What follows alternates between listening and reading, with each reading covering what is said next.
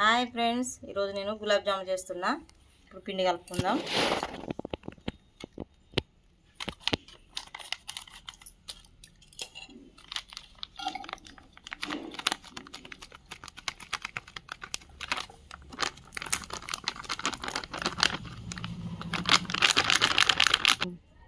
చూడండి, ఇప్పుడు పిండి కలుపుకుందాం. ఇలా కాగబెట్టి చల్లార్చుకున్న పాలు కొంచెం కొంచెం పోసుకుంటా కలుపుకుందాం.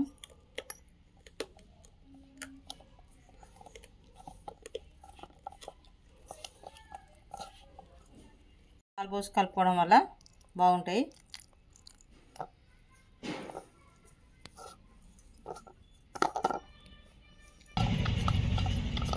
ఎంత బాగా గట్టిగా ఇట్లా అనుకుంటా కలిపితే మెత్తగా మంచిగా వస్తాయి.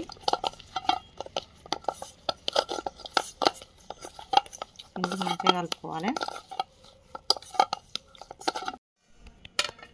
చూడండి, ఇక పిండి చూడు ఎట్లా పొంగిందో, మంచిగా మెత్తగా అయింది.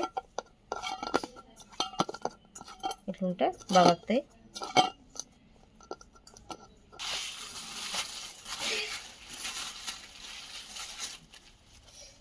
పట్టుకుందాం. ఇప్పుడు ఆ పిండికి కప్పున్నర చక్కెర పోసుకుందాం.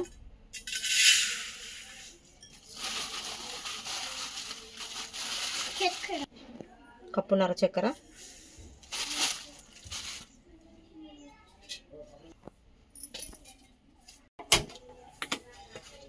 పొయ్యి మీద పెట్టుకుందాం. పాకం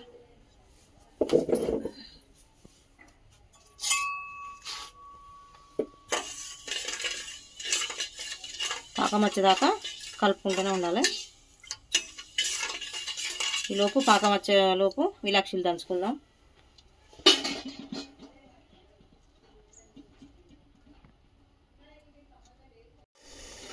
చూడండి, పాకం మసులుతుంది.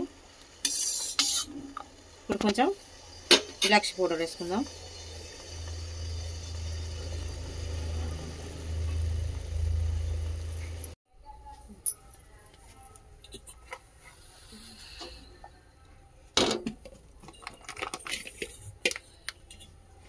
కడాయి వేడికి సరిపడా ఆయిల్ వేసుకుందాం.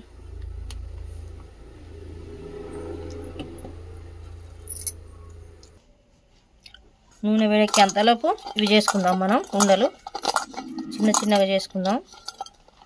మరి పెద్దగా చేస్తే లోపల ఉడకాయి, అందుకని చిన్నగా చేసుకుందాం.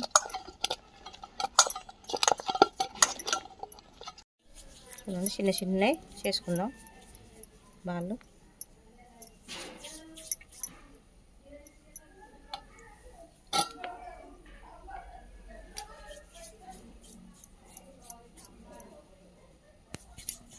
చిన్న చిన్నగా చేసుకోవాలి. ఇప్పుడు ఇవి ఆయిల్ వేసుకుందాం.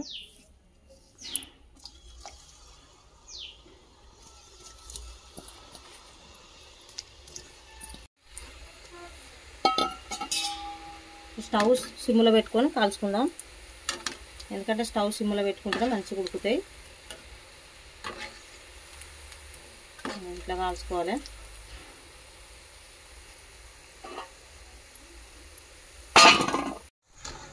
చూడండి, ఇలా కలరు మారదాకా వేగనివ్వాలి.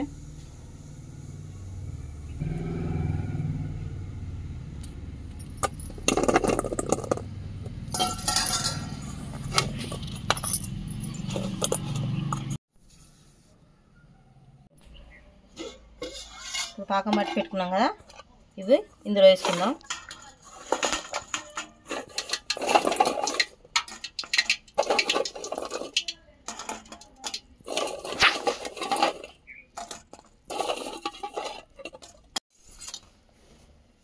కొద్దిసేపు ఇలా నాననిస్తే బాగుంటాయి పాకంలో.